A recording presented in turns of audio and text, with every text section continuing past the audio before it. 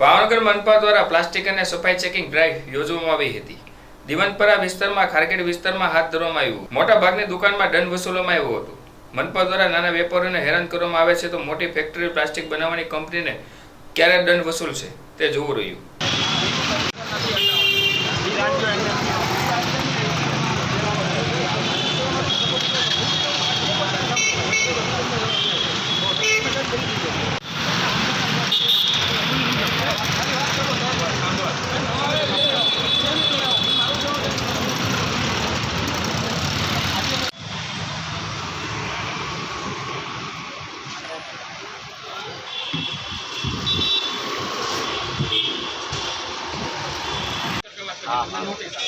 Phone पे Google पे कहीं नहीं कर सकते।